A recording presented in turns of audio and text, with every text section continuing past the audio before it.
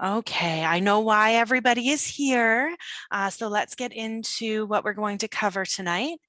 So we're going to go over some introductions, program information, tuition fees, scholarships, and funding. We'll go over the application deadline and the fee, admission requirements, supplemental documentation, information about supplemental questions, references, additional topics of discussion, and then you will have the opportunity to ask Jane and I some questions. So with that, I'm going to turn it over to Jane Golf. Jane, would you like to introduce yourself? Sure. Hi, good evening, everybody, and welcome. My name is Jane Golf, and I am the Graduate Affairs Assistant for the CPOLS ARC, the Critical Policy, Equity, and Leadership Studies Academic Research Cluster. I am one of the individuals who support students that are in the MA program for that stream. We do have quite a few GAs available to support all the different ARCs, but I am the one should you choose that program stream. I've been with the Faculty of Education for 2 years, and formerly I was at the Ivy Business School for 13 years. I look forward to hopefully working with you in the future. Thank you for joining us. Great. Thank you so much, Jane.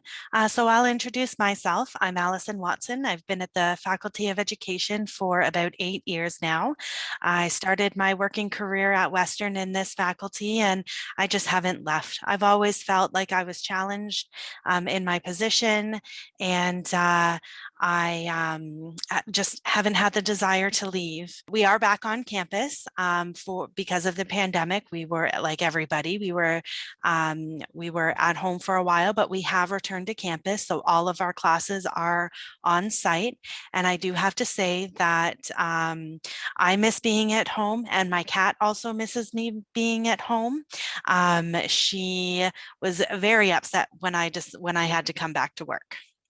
Okay, so let's get into the nitty-gritty here. Okay, so program information. Okay, so this program information that I'm going to discuss is for the fields of critical policy, equity, and leadership.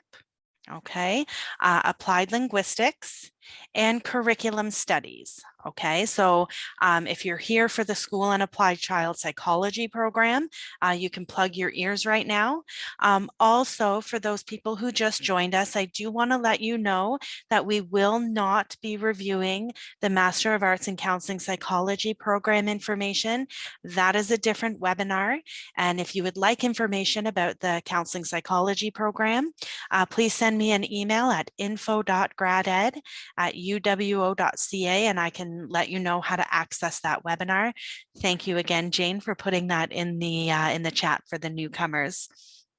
Okay, so let's get into the critical policy, equity, and leadership, applied linguistics, and curriculum studies information.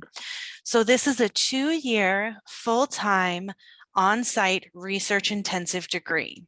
The typical student will complete 3 courses in the fall, 3 courses in the winter. In the summer, they'll work on their thesis proposal, and that's in year 1.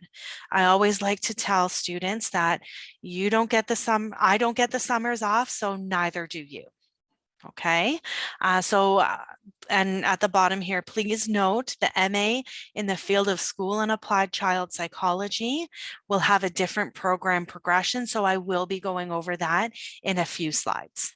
Okay, so this is for the thesis student. So let's go to year 2 for the program information for the thesis-based students. So in year 2, you're going to be focused on your thesis. It's all thesis writing all the time is what you're going to be focused on. So also with the Master of Arts in Education Studies for the students in the critical policy, equity, and leadership, applied linguistics, and curriculum studies, there is the MRP option. And because we're the Faculty of Education, we short form so many things. MRP stands for Master's Research Project. Okay, so there is a difference between the MRP and the thesis. And I will finish these couple slides, and then I will let you know what the difference is between those. So the typical MRP student will be completing 3 courses in the first term, 3 courses in their second term, and then in their third term, which is summer, they'll be completing 2 courses and their MRP proposal. After year one, after year 1 is over, is year 2. And just like the thesis students, it's all MRP writing all the time, okay, for the last year. They are both 2-year degrees, but we do have students who finish early, and that's not a problem. We don't hold you to those 2 years. This is just the anticipated completion date, completion timing for a typical student. Okay, so I want to let you know that there is a difference between the thesis and the MRP. The typical thesis will have students connect with research participants. So you will go through ethics at the university, and if it's required, at the location where you are completing your study. You do connect with human research participants, so you will require ethics. Whereas the master's research project, it's more of a desk-based study, so you are looking at secondary research sources. Okay, I hope that clears it up. If you have further questions about that, I'll ask you to wait till the question and answer period, and we can go over more detail there if needed. Okay, so those who are in the school and applied child, interested in the school and applied child psychology area, you can unplug your ears now.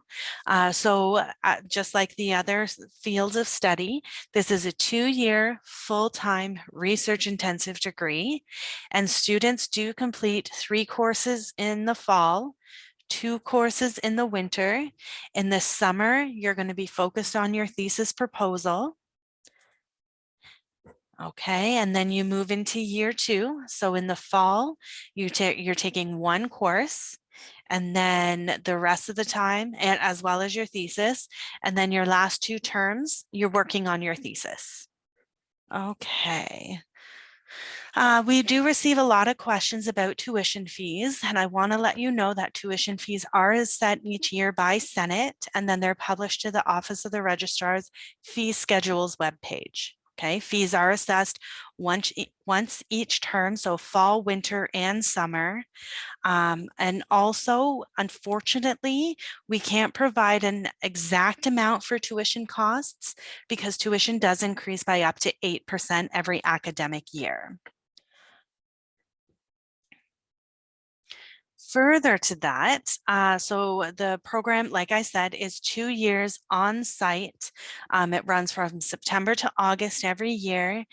Tuition and ancillary fees are charged based on the student status, for example, full-time.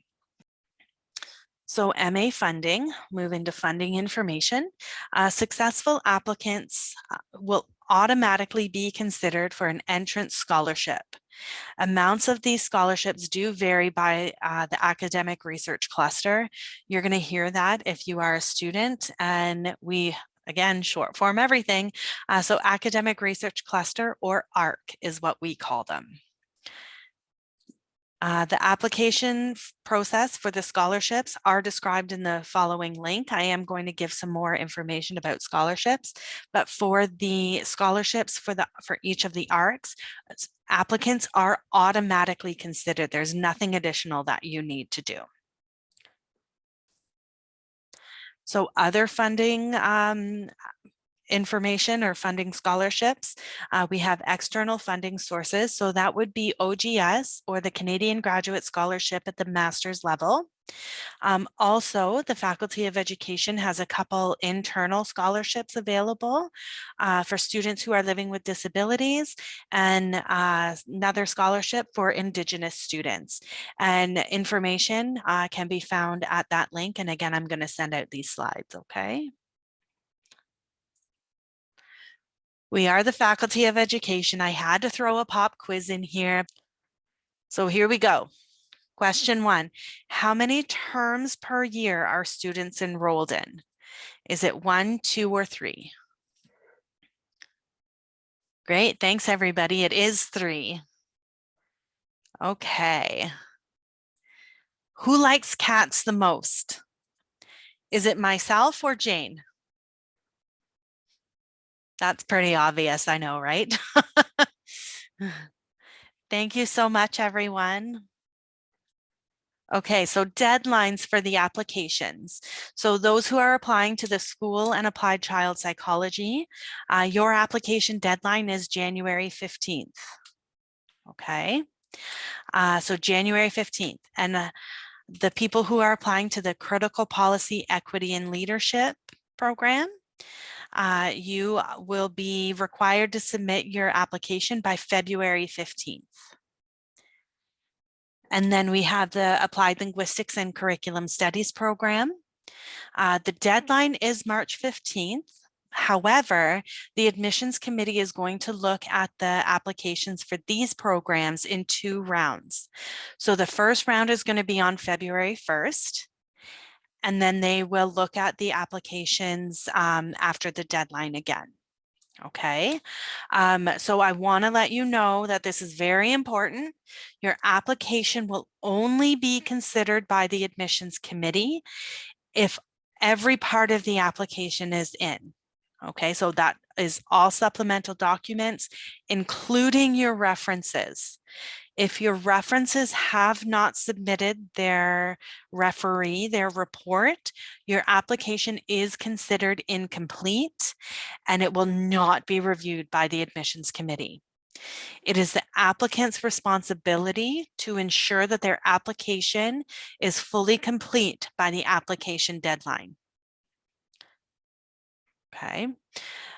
For those who are applying to Applied Linguistics and Curriculum Studies, and you want to be considered in the first round on February 1st, please make sure all of your documents, your application, your references are submitted by that February 1st deadline. Okay. The application fee is $125 Canadian, and it's payable by credit card or money orders. I do want to let you know that money orders do delay the processing time of your application because we have to wait to receive it. Also, I need to reiterate that it's important that all of your documents, including your references, are submitted by the application deadline. If they are not submitted, your application will not be considered complete and it will not be forwarded to the admissions committee.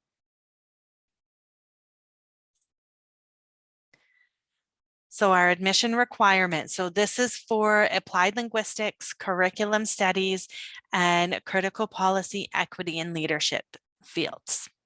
So what is required?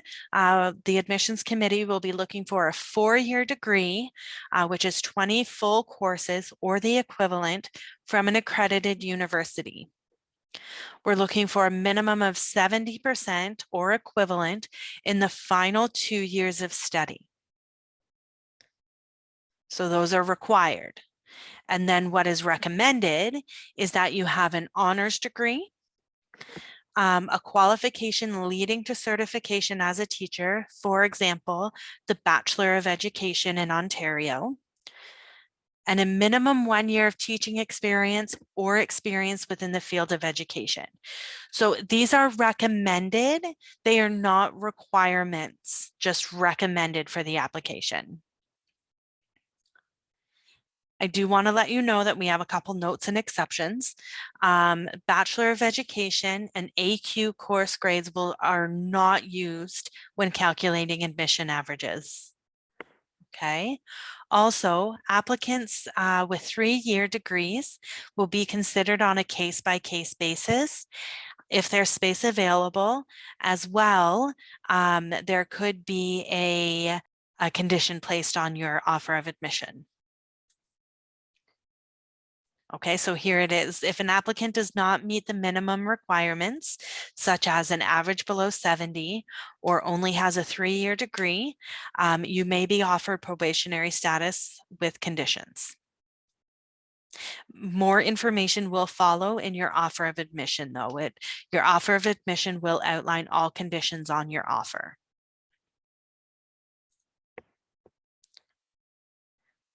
Okay, so here's an example of what a condition might be. So applicants who are applying to the full-time program will be required to register in 2 half courses and maintain a 75% average in each course to clear the conditions. Okay.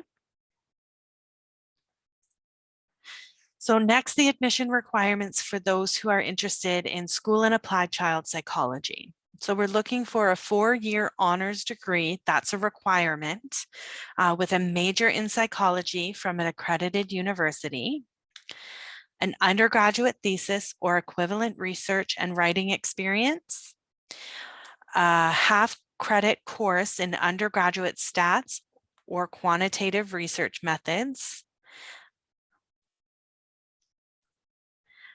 also a half credit course in child development, an 80% admission average, okay, and that will be calculated using the final 2 years of study. Okay, and also professor must agree to supervise an applicant prior to admission at the time of application. So you must connect with potential supervisors when preparing an application, and you need to list up to 3 choices of supervisor. This is what the admissions committee prefers. So they prefer that you list 3 potential supervisors in your application, in your statement of intent. Also, for international applicants, an IELTS score of 7.0, an overall score of 7.0, with no score below 6.5 in each portion of the IELTS test, or the equivalent in another test. Okay. And a Skype interview or virtual interview will be required. Okay, so the optional admission requirements, if you have written a GRE, you can include the scores. There is no requirement to upload those scores, so you do not have to upload those scores if you don't want to. Also, you may be, if you are placed on the short list for admissions, you may be required to participate in an in-person or telephone interview. Okay, let's get into supplemental documentation that's required for the application. So we are looking for unofficial transcripts. Please note that no paper copies are necessary at the time of application. We're trying to save some trees. We're trying to make sure everybody can get their documents in as quickly as possible. So if you have paper copies, we're not preventing you from sending those paper copies in. They're just not required at the time of application. You need to provide a statement of intent, and that is a maximum of 500 words. Please note that that amount is set by the admissions committee. Okay, so stick as close to that 500 words as possible. If you're at 510 and you're just set on all of your words, you love all of your words, you could probably get away with 510, but keep as close to that 500 words as possible. I would just hate for the admissions committee to stop reading your statement of intent and have you disqualified for admissions because you didn't follow those instructions and look at that 500 word 500 word limit. So we're looking for an updated resume or CV, writing sample as well. And for the writing sample, we're looking for about 10 to 15 pages of content. Some applicants do choose to upload their portion of their thesis or their thesis proposal. That's totally fine as long as it's 10 to 15 pages of content. The admissions committee is looking to make sure that you can write at the academic level. Also, reference information. Okay, and I'm going to go over that in a future slide. So English proficiency scores if required. a copy of a marriage certificate to provide a proof of name change if that's applicable to you.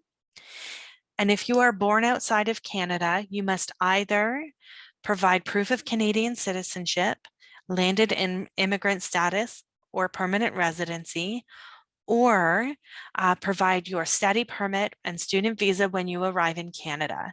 So when you start your profile in the application system, you're going to indicate if you are a Canadian citizen, permanent resident, landed immigrant, or if you're going to be coming in through a student visa.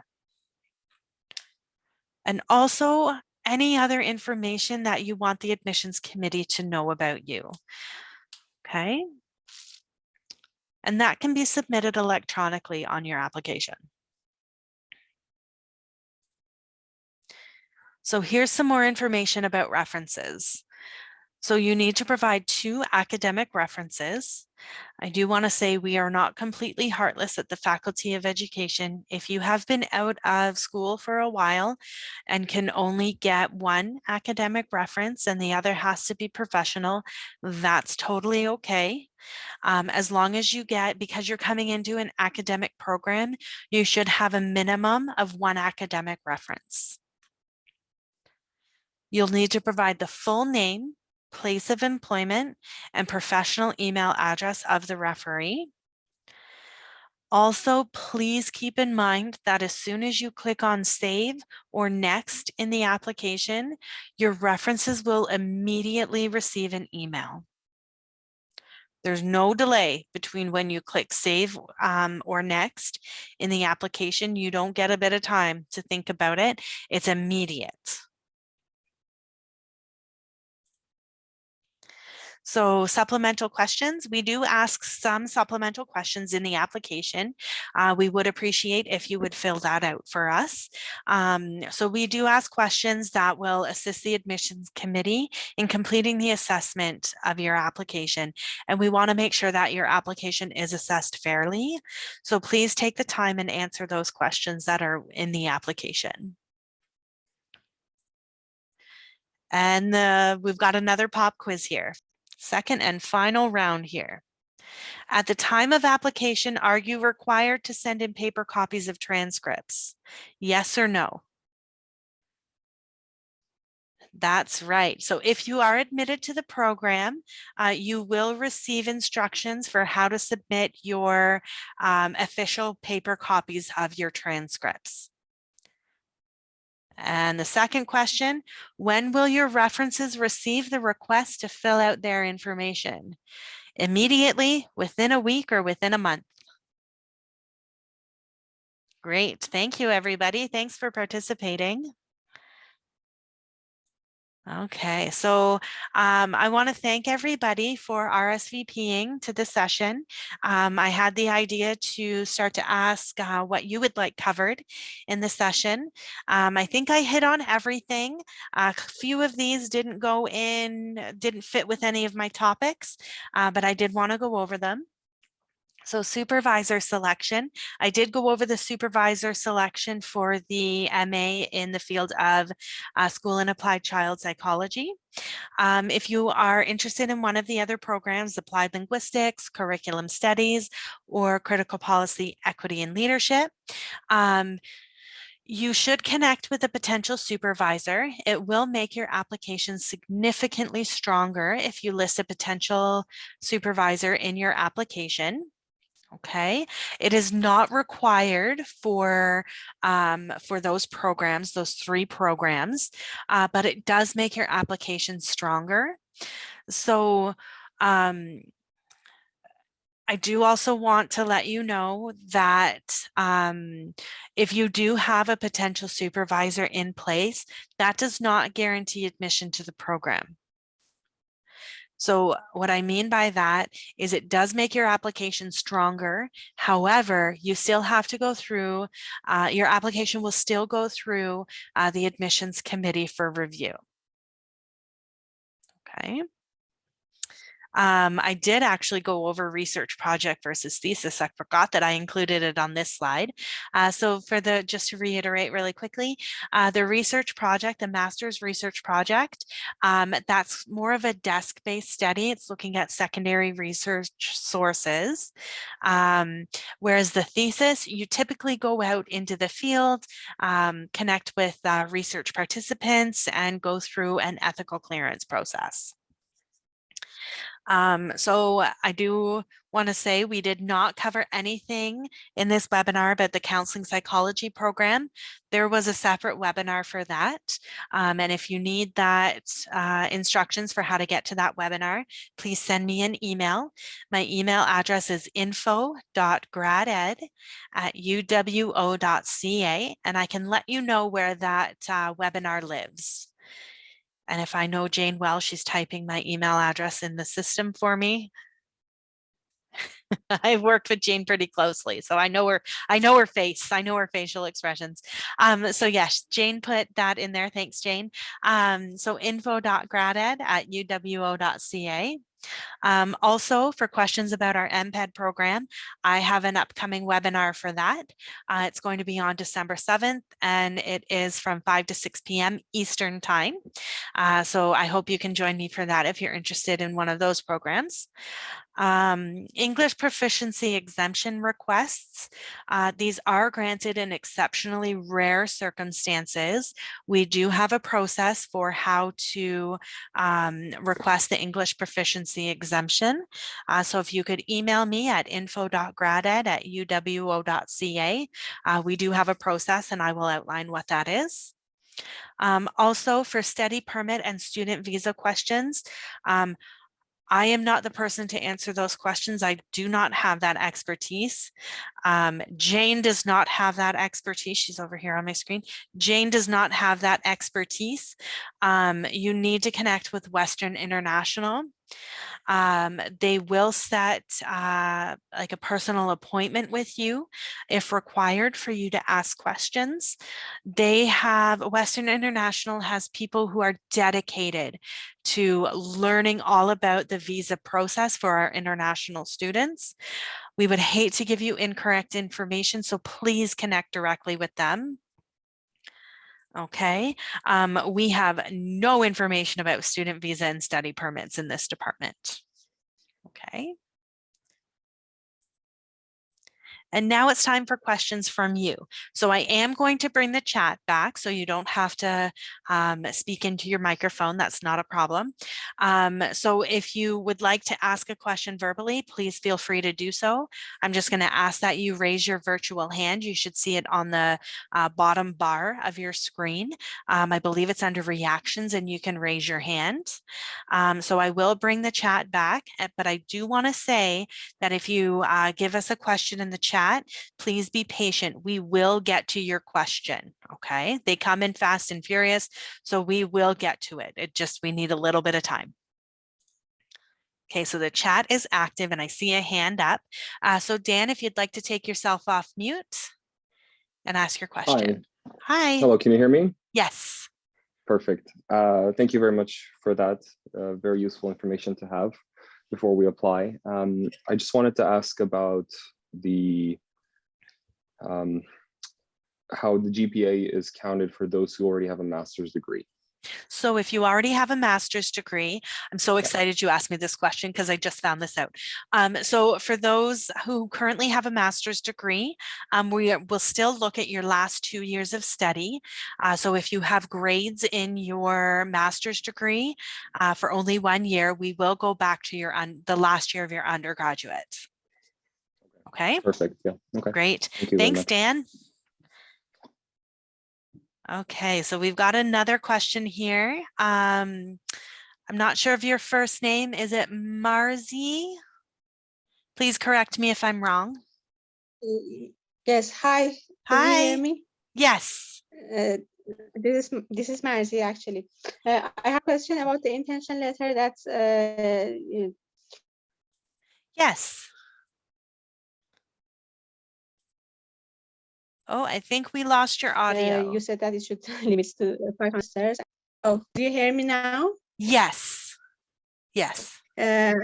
I just said I have contacted one of the professors, and he encouraged me to apply. And we talked about the project, and he actually guided me when I'm writing the intention letter, mentioned the project, and also add some details and some of my information that would be beneficial for me in the committee. And it's hard to limit that actually in 500 words. It is. It is.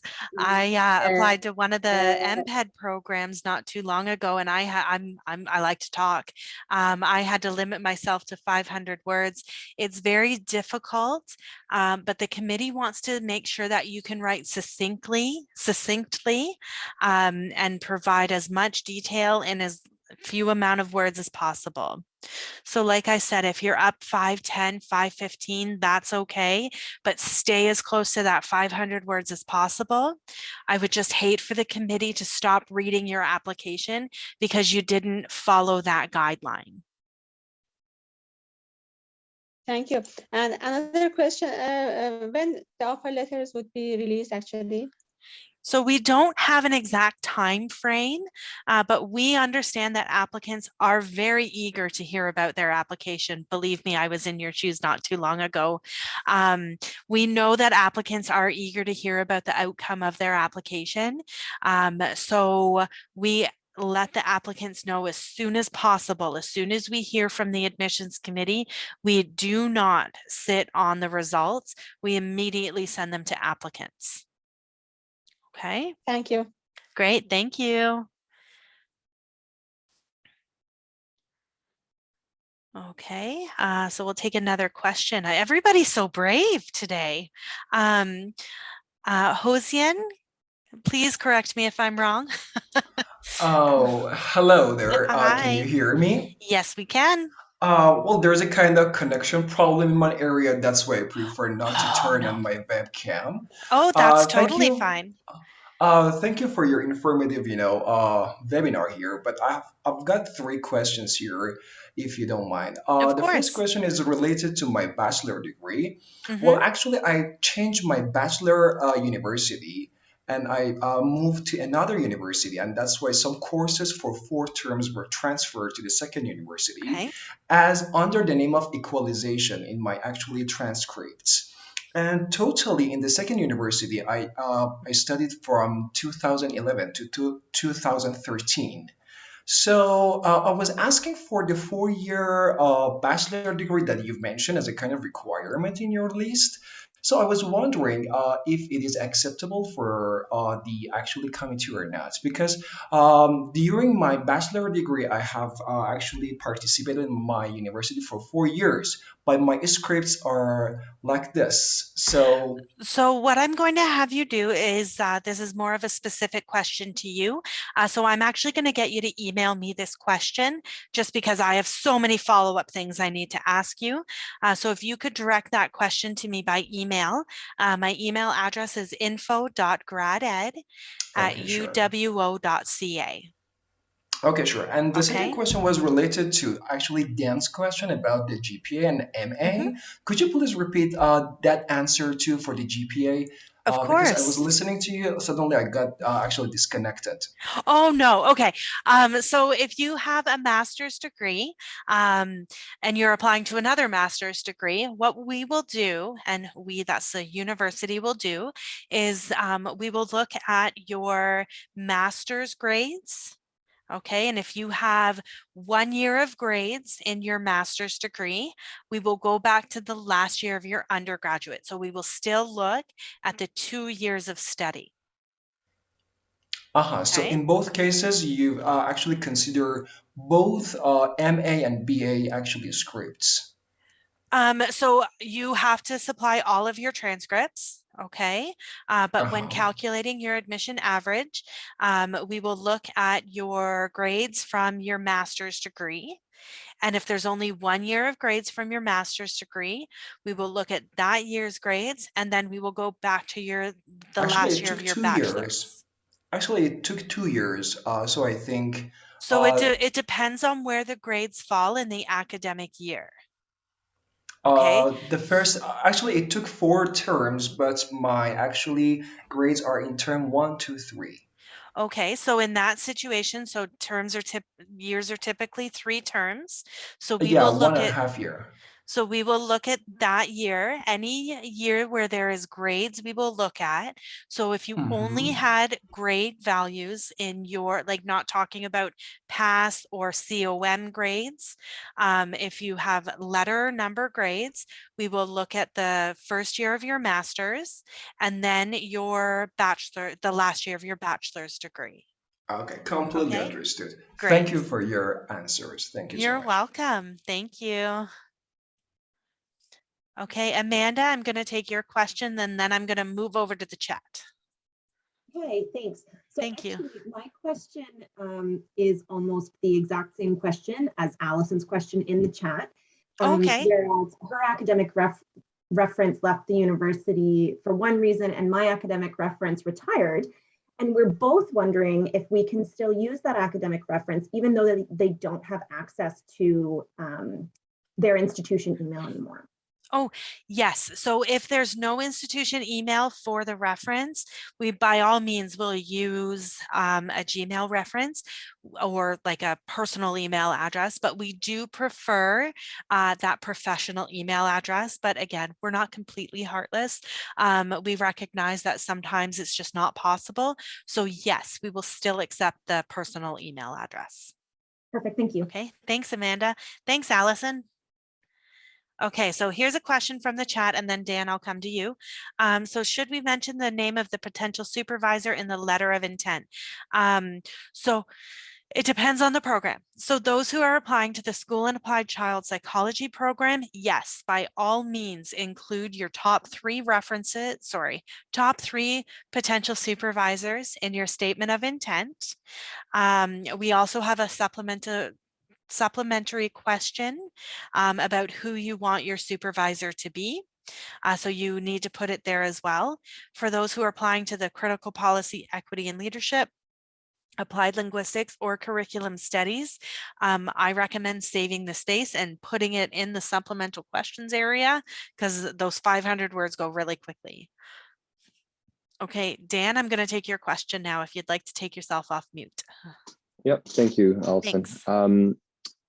So 2 things about supervisors. Number 1 is you mentioned it's important for those applying to the SACP program to connect with potential supervisors. What do we do if the supervisors don't reply to us? That's okay. That does happen. So you can indicate that you have connected with them and that you are interested in having them as a supervisor.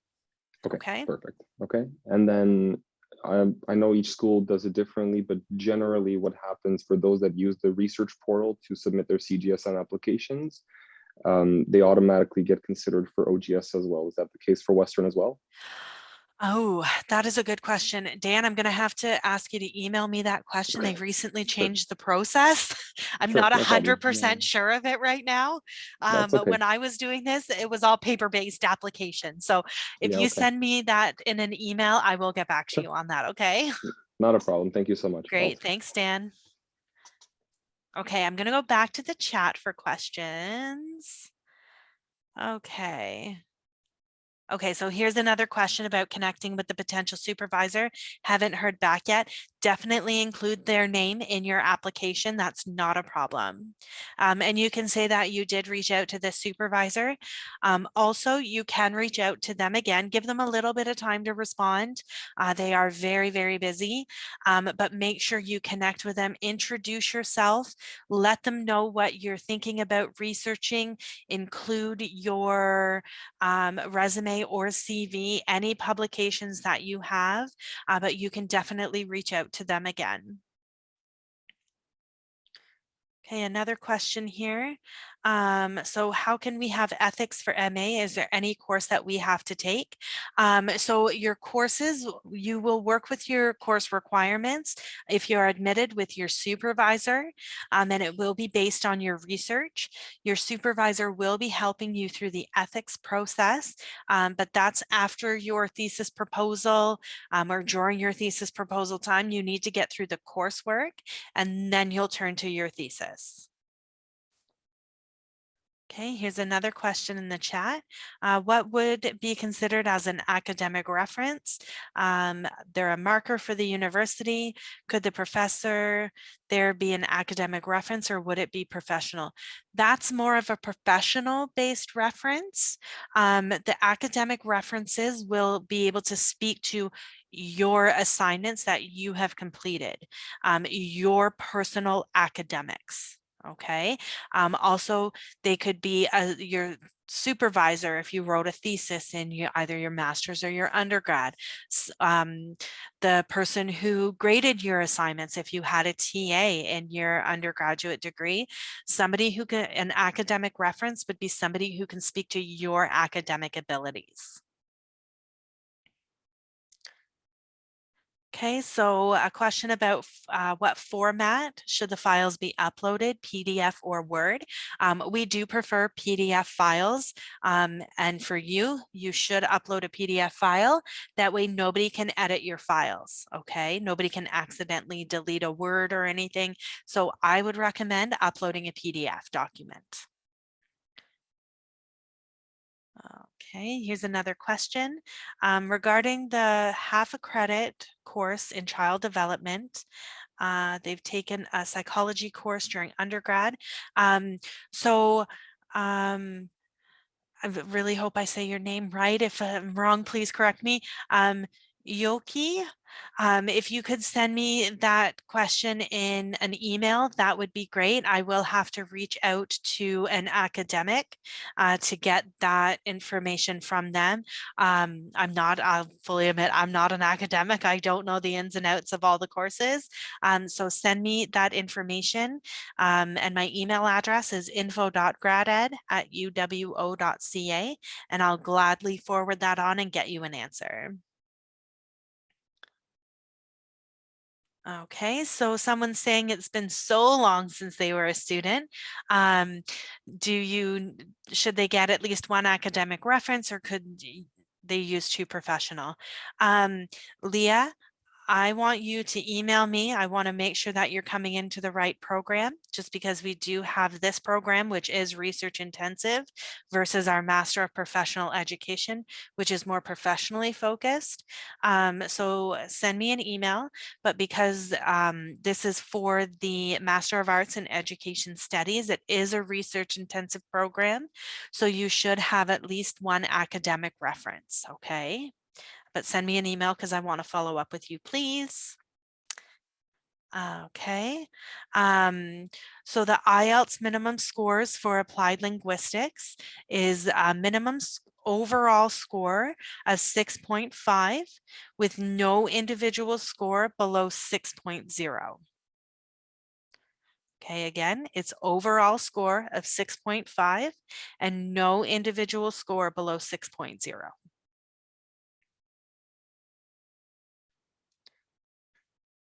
Okay, so someone's asking, are academic references and professional ones different in terms of field to complete? So the academic references and the professional references, they are asked different questions. Okay, the questions for the academics are geared more to at the academic side, and then professional references are asked completely different questions. But both do have the opportunity that if they have written a letter about you, there is a field where they can upload that information. Okay. So again, I'm sorry if I pronounce your name wrong. I'm so sorry. Yankee, if you have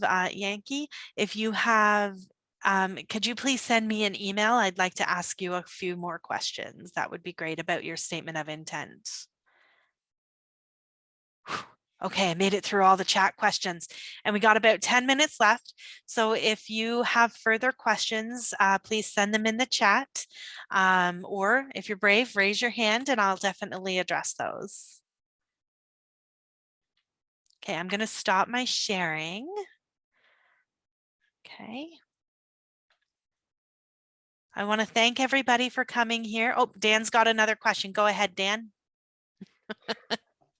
Yes, sorry. No, I don't know that apologize. this, It's what I'm here for. You know, sorry about the question I'm about to ask, just because it's been asked in 300 ways already. It's about the statement of intent. So Yes. generally, the format is, this is my research experience. These are my extracurricular experiences, and these are the professors I want to work with for these reasons. Is that generally the format that Western sees as well? Yes, that is Okay. generally what we see. Okay. So it's essentially your opportunity to sell yourself to the admissions committee. It's Okay. 500 words. In 500 words. It's the elevator pitch, right? Yeah, fair enough. Fair enough. I know those 500 words go so quickly. I totally understand. I was in your shoes about 2 or 3 years ago. That's hard to believe it was that long ago, but it was about 2 or 3 years ago. Right. So I feel your pain. I totally feel your pain. Sure. But yeah, you need to let the admissions committee know what your research ideas are. Sure. Okay. Yeah. Okay. And then with regards to the writing sample, if I have, let's say, like my theses are just exorbitantly long, and my master's ones, I mean, but if we submit, let's say, 20-page review paper that we wrote, it's still research and still speaks to our, okay. Yeah. And they would just stop reading after 15 pages then, right? They might, they're just looking to make, they might read, I don't know, they might read 18 of those pages, Okay, but that's fine. they're wanting to make sure that you can write at the academic level. Gotcha. Okay, that's Okay, fine. I just wanted to confirm that, of course. that if it is, 15 pages, but then 3 of those pages are references, that they, Yeah, it's not going to get disqualified for it being. No. Yeah. Okay. No, we're looking for of content, those pages Okay. of content pages. Okay. Understood. Yeah. Okay. Thank you so much. Great. Thanks, Dan. Okay, we've got another question here. Hossein, can you take yourself off mute? Oh, yes. Well, sorry again for asking different questions here in the chat box or even by asking here. But I have two questions here regarding the applications. I've heard a rumor, but I'm not sure whether it's true or not. And the rumor has it, I've heard that applications can be reviewed before February the 1st. But I'm not sure whether it is true for the education faculty or not. So which field of study are you interested in? Curriculum studies. Okay, so curriculum studies was, so the first round is going to be reviewed on February 1st. But I've heard a rumor that it is possible for some, applications that the applications are will be reviewed before that. So Uh, I can only speak to this current academic year, and the admissions committee let me know that they will be reviewing applications the first round on February 1st. And the Okay. second question is related. Yeah, thank you. I understood. I completely understood what you're saying here. But the second question here is about the actually entrance scholarship ARC, if I'm not mistaken. So this is going to be decided by the committee, right? Yes. And so there is no role for students to register or do something online. Nope. Everybody who applies to the program will be considered for the admissions scholarship. Okay, and if you receive that scholarship, it's typically included in your offer of admission. And is the fee clear right now, or it's variable? So it depends on the program. Okay, it varies by program. So if you take a look at the funding page, Jane, can you pull the funding page link for me, please? And pop it in the chat, that'd be great. So more information about that is on the funding page. Jane, if you're struggling finding it, let me know and I can find it. Okay. So more information is available on our funding page, and it does break it down by each academic research cluster or ARC. ARC. Thank you so much. You're welcome. Thank you so much. You're welcome. Okay, I'm going to go back to the chat here. So somebody's asking where they can send transcripts. So for transcripts, your unofficial transcripts need to be uploaded to your application. Your digital unofficial transcripts can be uploaded to your application.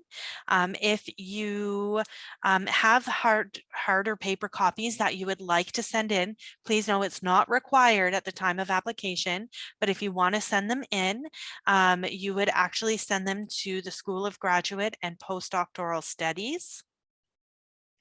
Okay, and I don't know if that's on our website. I can't remember if I put that on our website or not, just because we are hoping to get those digital copies so your application can be processed right away and that we're not waiting for anything.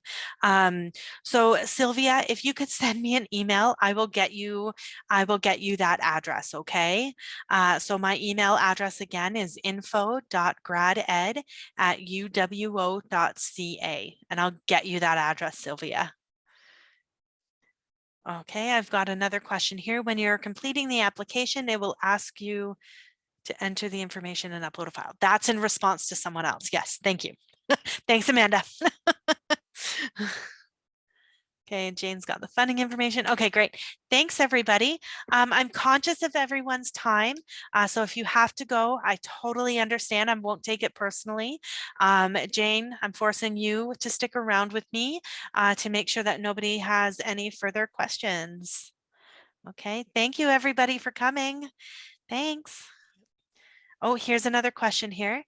Could an application be viewed by a professor you have not indicated in your letter of statement of intent? That's a great question. So Paige, yes, thank you. So yes, your application will be reviewed by a committee. And if somebody else is really interested in your research, you could be assigned a different supervisor. The supervisor, you are assigned a supervisor at the time of admission. So take a look if you get offered admission, take a look in your offer letter from the Faculty of Education. The department offer letters are the ones that indicate who your supervisor will be for the program.